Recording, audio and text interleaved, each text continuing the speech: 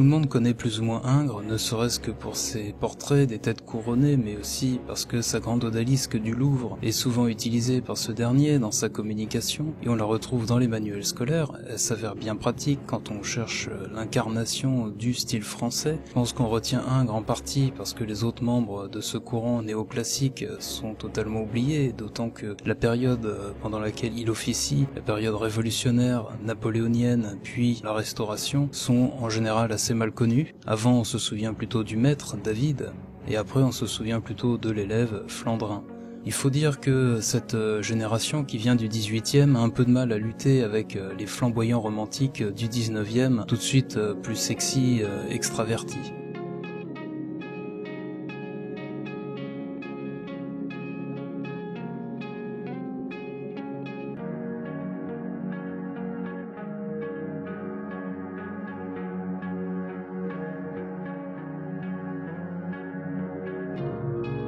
Jean-Auguste Dominique Ingres naît à Montauban en 1780, son père est peintre et le destine à reprendre son atelier et pourquoi pas son école de dessin. Papa Ingres est membre de l'Académie royale de Toulouse, donc c'est un homme avec une certaine reconnaissance institutionnelle et il se rend compte assez vite des prédispositions de son fils à la copie, au dessin et à la sculpture. C'est donc naturellement que Ingres poursuit sa formation à Toulouse auprès de Guillaume-Joseph Roch et Jean Briand. C'est aussi un temps le second violon dans l'orchestre du Capitole, parce qu'il pratique le violon presque comme un professionnel, un très bon violoniste, et il va en jouer toute sa vie. Et évidemment, c'est là que vient l'expression le violon d'Ingres. Il va ensuite à Paris étudier auprès de David, où il apprend à peindre ses propres compositions en s'inspirant de l'antique, et tout ce que, philosophiquement et politiquement parlant, il pouvait alors apporter. À 19 ans, Ingres est accepté à l'école des Beaux-Arts de Paris.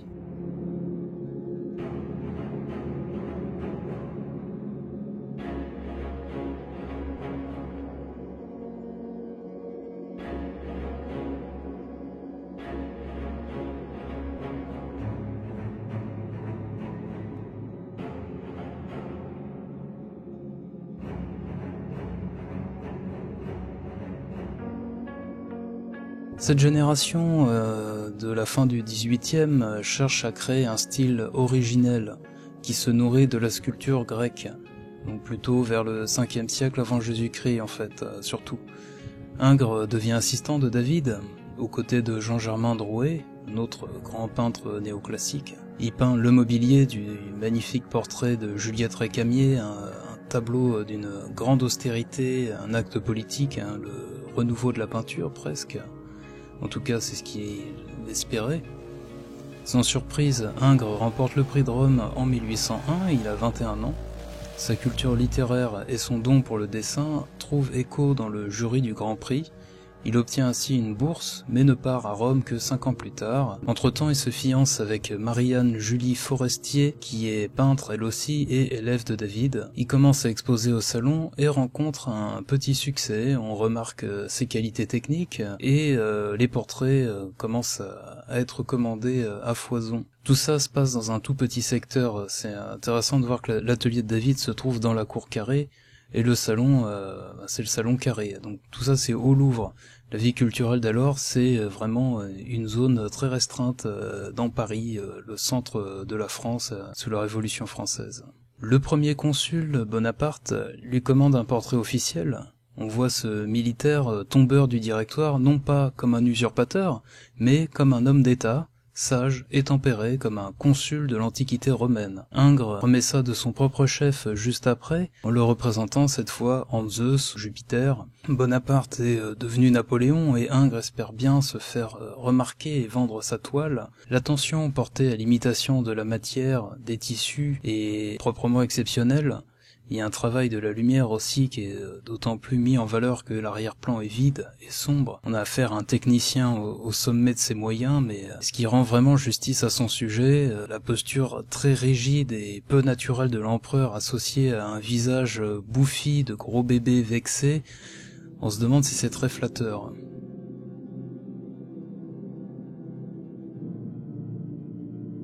Le directeur des musées impériaux, vivant de nom, commande à son tour une toile à Ingres.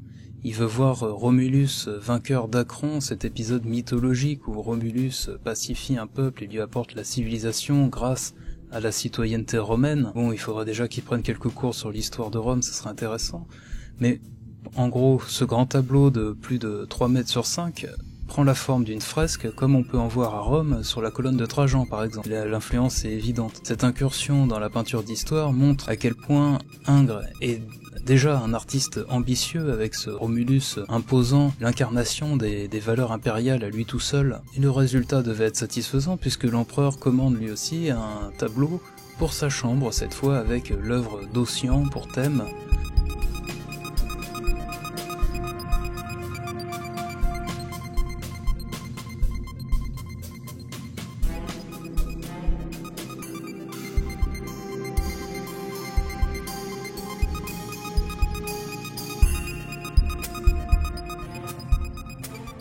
Ossian, c'était un obscur barde écossais du IIIe siècle, dont l'œuvre a été retrouvée par hasard et traduite par James Macpherson en 1760, et c'est un très grand succès littéraire. Napoléon et David l'adorent, Walter Scott ensuite, Wagner plus tard. Bon, en réalité, évidemment, Ossian n'a jamais existé, c'est Macpherson lui-même qui a écrit ça, mais l'imagerie de ce tableau se veut mystérieuse à l'image de la mystification qu'est cette œuvre, avec des couleurs diaphanes et une collection de personnages qui fait référence à l'ensemble du recueil. On voit la vie d'Ossian, on voit la vie de ces personnages qui se mélangent. C'est une sorte de résumé en une scène éthérée. Il se permet des bizarreries anatomiques qui renvoient à la sculpture idéalisée ou à des créatures d'un autre temps. Ça reste difficile à déterminer, mais ça a certainement inspiré les artistes futuristes. Comment ne pas penser à Chirico quand on voit ça ?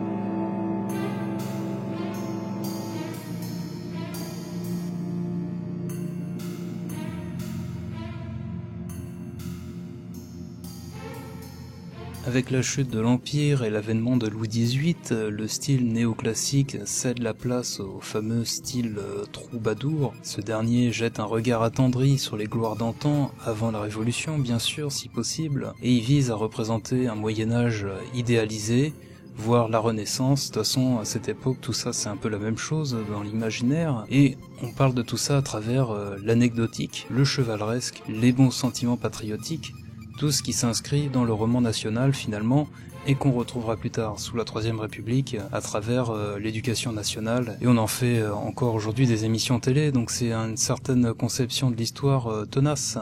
Paradoxalement, ces troubadours fleurissent en même temps que la réouverture du musée du Louvre par Louis XVIII, avec l'arrivée de la Vénus de Milo et l'exposition au public de la collection égyptienne. L'expertise de Champollion va lancer la frénésie égyptienne en Europe en repartant sur des bases plus scientifiques, moins fantasmées qu'auparavant. Il cohabite donc un mélange détonnant d'exotisme, de mélancolie, d'où émergera bientôt le romantisme évidemment. Ingres, c'est un homme installé déjà, un personnage institutionnel, il s'adonne jamais au romantisme, il va rester dans sa zone de confort, le néoclassicisme et le style troubadour bien sûr. Il a néanmoins l'admiration de quelqu'un comme Eugène Delacroix et pour l'obtenir il fallait se lever tôt semble-t-il. Le style d'Ingres s'identifie très facilement. Ses tableaux donnent la part belle au dessin, à la recherche de la composition la plus pure et fluide possible, c'est toujours très construit et sophistiqué. La couleur chez lui n'est vraiment pas une priorité, il a d'ailleurs recours à des oppositions et des associations directement issues de la Renaissance, la période qu'il fascine le plus. Raphaël reste à jamais son artiste favori. Un tableau assez révélateur, c'est l'apothéose d'Homère, qu'il peint en 1827, peint pour inaugurer les nouvelles salles égyptologiques du Louvre, justement. C'était censé être un plafond, avec une collection de portraits qu'il a reproduits très fidèlement en les disposant de façon symétrique de part et d'autre du poète Homère. Il peint les artistes qui lui plaît et c'est tout, il cherche pas à trouver une autre logique que celle-là. Le caractère froid et raide de cette composition ne plaît pas du tout au public. Mettre Molière, Mozart, Phidias et Homère côte à côte, à la rigueur pourquoi pas, mais ce tableau a presque 2 siècles de retard finalement, pour le public en tout cas. Au moins, le commanditaire Charles X, lui, est satisfait, et il avait plus ou moins 2 siècles de retard dans sa politique, on peut le dire aussi. Ingres devient une sorte de créature officielle qui réalise les portraits ennuyeux. On le connaît à ce titre, c'est le type qui a peint Napoléon, les rois, et donc leur plafond. Il répond aux commandes officielles avec brio. Les vœux de Louis XIII ou le martyre de Saint-Symphorien font de bons exemples de la politique de décoration des églises menée sous la Restauration. On repeuple les églises suite aux confiscations révolutionnaires. Ici, Ingres a la lourde tâche de passer après Fra Bartolomeo. Le mariage mystique de Sainte Catherine se trouve dorénavant au Louvre et il n'en sortira pas parce que malgré la propagande royaliste qui sévit encore aujourd'hui, les biens de l'église n'ont pas été détruits ou vendus, ils ont été centralisés et certains furent vendus évidemment, que c'était quand même le but de renflouer les caisses, mais on va pas faire un cours d'économie sur la fin du règne de Louis XVI et la Révolution et la grande longévité qu'il y a dans toutes les dispositions financières, etc. Bref, c'est intéressant ce choix de Louis XIII aussi. Il a effectivement placé son royaume sous la protection de la Vierge Marie, et il était certes un homme très pieux malgré tout.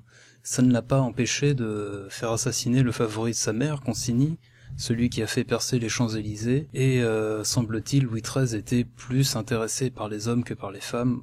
Ça ne nous regarde pas. Mais Ingres n'est pas un passéiste pour autant. Il déforme systématiquement la réalité pour la couler dans le moule de son inspiration. D'autres à la même époque exactement le font, Goya et Turner par exemple, chacun à leur manière, et cette conception artistique a son influence sur quelqu'un comme Delacroix et enfin Picasso entre autres. Il faut pas sous-estimer son importance au prétexte que sa peinture peut paraître sage au premier abord, d'autant plus qu'il avait un certain tempérament. Voyant Delaroche lui voler la vedette au salon de 1833 sur son propre terrain, Ingres cesse de fréquenter le salon. Il se recentre sur sa carrière de portraitiste et annule les commandes officielles. Il se voit nommé à la direction de la Villa Médicis, quelle chance, quelle coïncidence, ça pouvait pas mieux tomber. Il quitte Paris pour Rome et n'a pas vraiment l'intention de revenir.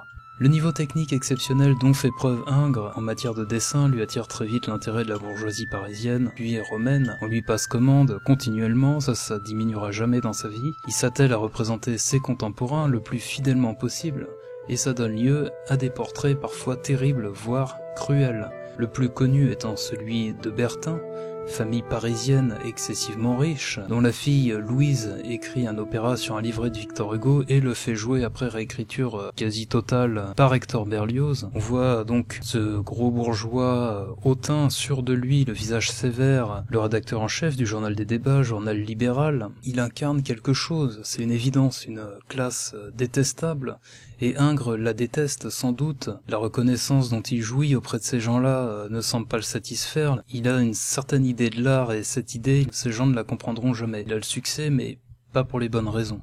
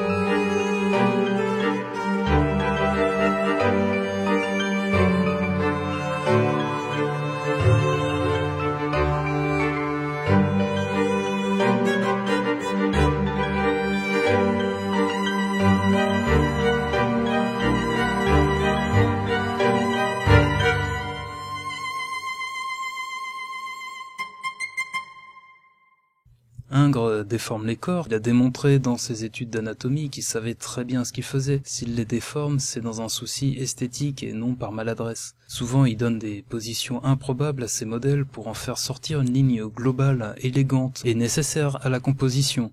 Avec cette conception de la peinture, cette émancipation du créateur, on n'est déjà plus du tout au XVIIIe siècle. Quand on parle de pré-romantisme, c'est une absurdité. Que ce soit en peinture ou en musique, c'est une vision téléologique de l'histoire, de l'art et même d'une manière générale de l'histoire. On voit souvent le règne de Louis XVI à l'aune de la Révolution, celui de Napoléon III par rapport à la Troisième République, etc. C'est faux, ça, par conséquent ça n'a aucune valeur. Ces gens n'ont pas conscience que le romantisme va arriver, ils font leur travail, point. Pas la peine de chercher à tout justifier ou catégoriser. Le néoclassicisme, est-ce que ça doit être au XVIIIe ou au XIXe, je sais pas, ça n'a pas d'importance. Il y a une autre particularité, c'est l'absence de perspective. Ingres peint tous ses portraits frontalement, parfois même dans un format ovale, comme une sorte de gros plan sur la personne qu'il représente. Il tue la perspective, comme on peut le voir dans les fresques romaines par exemple, c'est évidemment de là que ça vient. Il peint même pas de décor, comme le faisaient les Italiens au XVIe. C'est vraiment la personne elle-même comme sujet de la toile, mais sujet qui est prétexte à des expérimentations. Il lui faut plusieurs années pour se remettre sérieusement à la peinture, terminer les expositions, terminer le salon du Louvre. Il peint parce qu'il le souhaite. Il gagne déjà très bien sa vie grâce à sa fonction de directeur et aussi grâce à ses commandes de portraits. Quand le duc d'Orléans, fils du roi Louis-Philippe, lui commande un tableau d'histoire pour aller avec celui de Paul de la Roche, encore lui, Ingres décide d'y mettre tout ce qu'il a, de prendre le temps qu'il faudra, ce serait son chef-d'œuvre et rien d'autre. L'histoire, c'est Séleucos qui comprend enfin pourquoi son fils Antiochus se laisse mourir, c'est tout simplement parce que ce dernier est fou d'amour pour la femme de son père. Stratonis leur tourne le dos, baigné dans une lumière pure, immaculée. C'est une narration classique, comme ça à première vue, mais en fait elle est désarticulée. Les personnages sont tous séparés les uns des autres, il n'y a pas d'échange de regards, et le spectateur n'est pas impliqué dans la toile. Le sujet n'a finalement pas vraiment d'importance. On n'a pas besoin de connaître ce sujet, on n'a pas besoin de savoir quelle est l'origine littéraire ou mythologique qui a donné lieu à cette représentation. Ingres sait très bien que ces personnages, ces héros antiques n'impressionnent plus personne. Il appartient à son temps, et il fait de ces archétypes de purs sujets esthétiques, comme il le fait dans ses études et ses portraits en fait. Tout est prétexte à l'art pour l'art, en toute indépendance. Pour cela, Ingres s'entoure de ses élèves favoris, Hippolyte Flandrin et Victor Paltard, avec qui il élabore chaque détail minutieusement avec un souci d'authenticité assez nouveau dans le domaine de la peinture. Pas au théâtre, parce qu'avant il y a eu l'exemple de Talma qui pensait recréer le théâtre antique en s'habillant avec des toges par exemple. Le décor correspond à l'idée qu'on se fait alors de l'architecture du Haut Empire romain, et Stratonis c'est tout simplement une copie de la Pudicitia, une sculpture du IVe siècle avant Jésus-Christ conservée au Vatican. Pudicitia c'est la pudeur. Et le succès est là. Le duc expose la toile au Palais des Tuileries, et d'après lui, la critique est désarmée. Si la critique est désarmée, les commandes, elles, ça va, elles sont assez prestigieuses et elles reprennent bien. Ainsi, le duc de Luynes passe une commande monumentale, une fresque murale dans son château de Dampierre dans les Yvelines actuelles. Ingres accepte de s'y installer si on l'autorise à faire ce qu'il veut, sans poser de questions. Et c'est évidemment entendu. Le duc de Luynes est un personnage intéressant, un archéologue amateur.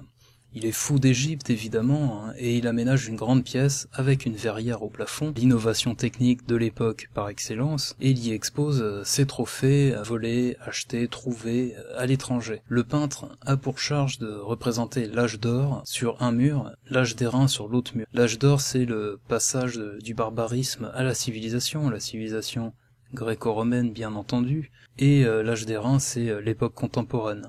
La fresque en question reste inachevée, l'âge d'or est bien avancé, et l'âge d'airain à peine entamé.